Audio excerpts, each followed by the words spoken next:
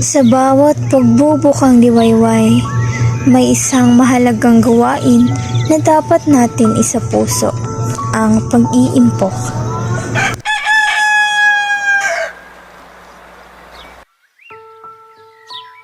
Siya si Jacob, 21 taong gulang na. Siya ay nag-iipon para sa kanyang kinabukasan upang may magamit siya sa oras na kanyang pangangailangan.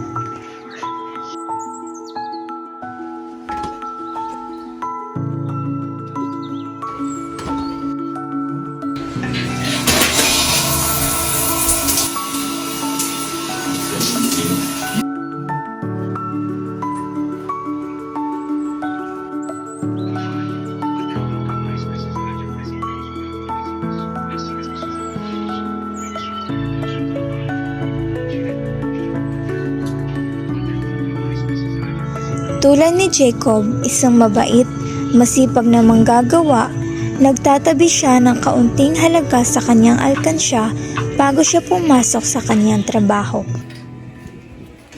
Magandang umaga po. Magandang umaga, Jason. Saan ang punta mo? Sa trabaho, kailangan kong kumita para sa akin na ipo. Ah, sige, mauna na ako. Uy, Leia, nag-iipon ka ba? Oo naman, Jacob. Mahalaga yan para sa kinabukasan. Hindi man malaki, ngunit sa bawat piso na kanyang itinatabi, dumadami ang kanyang naipon.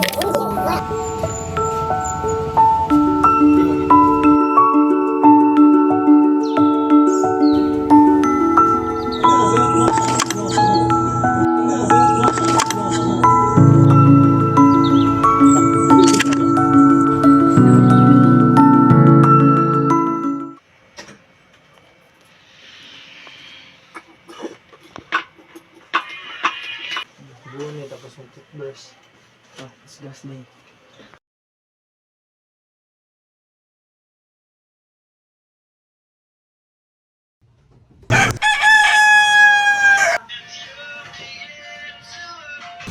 Naku, buwit. Nabutas yung libon ko.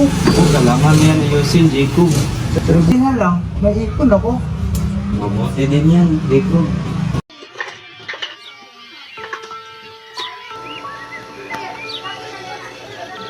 At sa mga oras ng pangangailangan, tulad ng biglaang gastusin, ang kanyang naipon ang magiging sandata niya.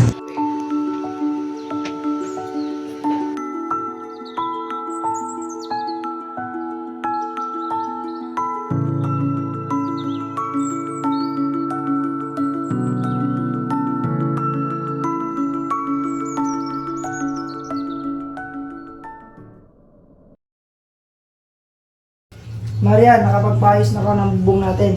Talaga ba kayo, Jacob? Saan mo lang makuha ang pera? Sa aking naipon. Kaya, importante talaga na tayo ay mag-ipon.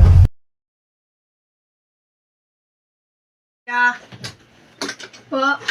Ito, alkansya. Mag-ipon ka upang may makuha kang pera kapag iyong kinakailangan. Salamat, Kuya.